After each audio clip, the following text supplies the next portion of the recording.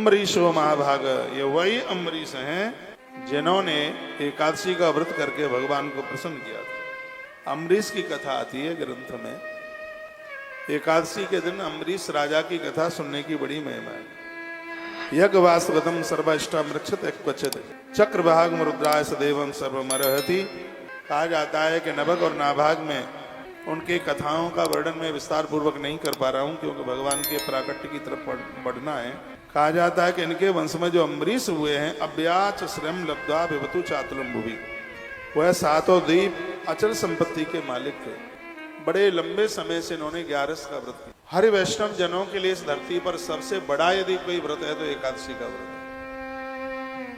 कभी कभी एकादशी 2 दिन की पड़ जाती है। यदि भोर में 10वीं पड़े उस एकादशी को बिल्कुल मत कीजिए, नहीं तो 26 एकादशियों के पुण्य खत्म कर दे। ऐसा नारद पुराण में लिखा। मेरा बड़ा भाग्य, इस देश में लाखों परिवार के लोग हमारी वीडियो सुनकर 11 का व्रत करते, एकादशी का व्रत करते। मैं आपका व्रत खंडित थोड़ी कराऊंगा, आपको कंफ्यूज नहीं करूंगा। यदि उदिता में 10वीं आ गई है, उसके बाद एकादशी लगती है, तो द्वादशी के दिन बिल्कुल भी एकादशी न हो और द्वादशी में आप एकादशी कर लोगे तो आपको 11 का ही पूरा का पूरा पुण्य प्राप्त होगा। लेकिन 10वीं को व्रत आप बिल्कुल भी ना करें। ग्रंथ में तो ये लिखा है कि पहले दिन एकादशी है, उस दिन अन्न खाओ। आपने अन्न नहीं खाया तो व्रत हो जाएगा, और व्रत हो गया 10वीं वाली एकादशी में, दशम भेदी में, तो पूरे साल की एकादशी खत्म। लेकिन अंदर से मन नहीं करता है रोटी खाने के लिए, तो एक उपाय मैं बता देता हूं।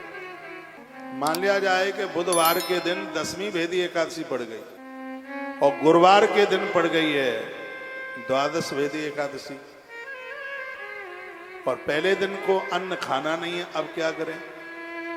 और व्रत कर लिया है तो फिर पूरे वर्ष भर की एकादशी चली जाएगी। तो उस दिन का एक ही उपाय है सबसे बढ़िया, वो मेरी दृष्टि में गूंजता है। आपका व्रत भी बच जाएगा और अन्न भी पेट में नहीं जाएगा।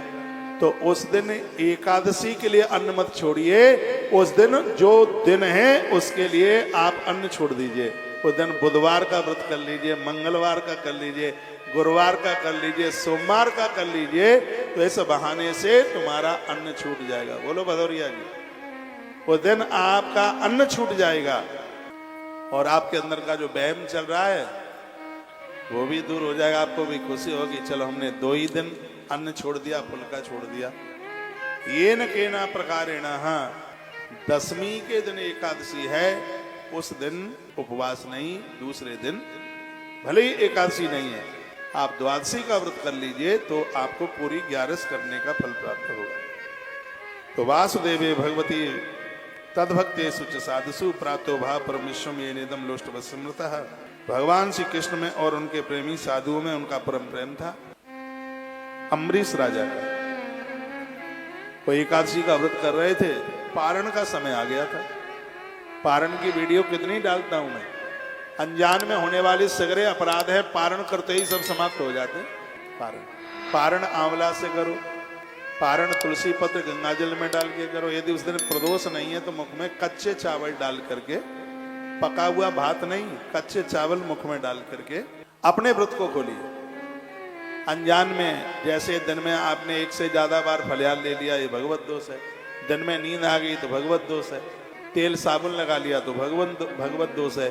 पारण करने से इस दोष का निवारण हो जाता है। मैंने तो जब से मैं बड़ा बड़भागी हूं, मैंने 8 वर्ष की उम्र से 11 करी है। 8 साल। छोटा बच्चा होता है 8 साल का, 8 साल से, तब से लेकर के आज तक मेरे पेट में कभी 11 के दिन अन्न नहीं गया धोखे से भी। नहीं तो कभी कभी धोखे से भी तो व्रत बिगड़ जाता है। मैंने 2010 में अपनी एकादशी का उद्यापन कर दिया, लेकिन फिर भी अन्न खाने का मन नहीं हुआ। तो एकादशी अभी तक चल ही रही। खैर अब तो अन्न लेता ही नहीं हूं।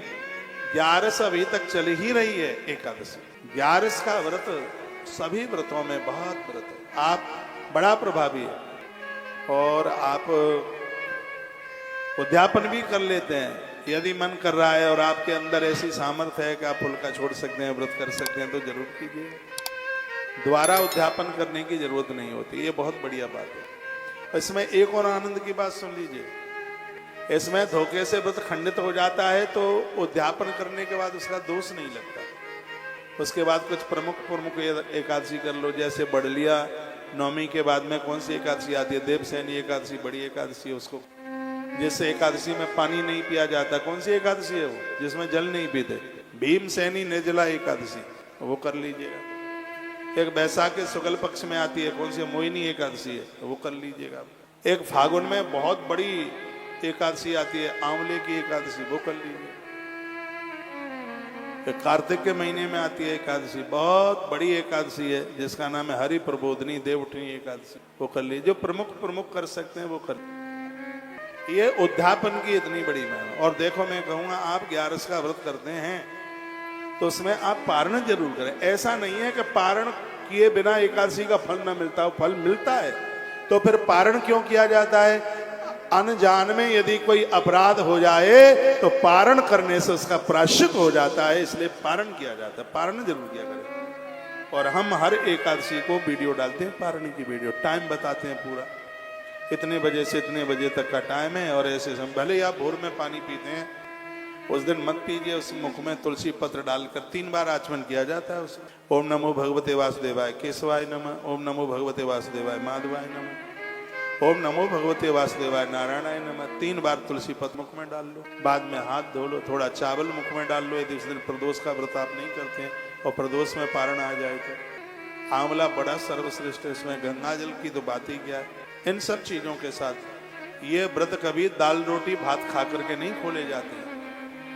हाँ, ये नहीं कि सुबह ही जीमने को बैठ जाओ 6 बजे। इसमें गैया मैया को चंदिया देनी होती है, ब्राह्मण को बुला के भोजन कराया जाता है, तुलसी माई का पूजन बंदन किया जाता है, दिया जलाया जाता है भैया, तब भोजन किया जाता है। फिर यह एकादशी बहुत आनंद कर देती है। राजा अम्बरीश ने एकादशी का व्रत किया, 11 का व्रत किया।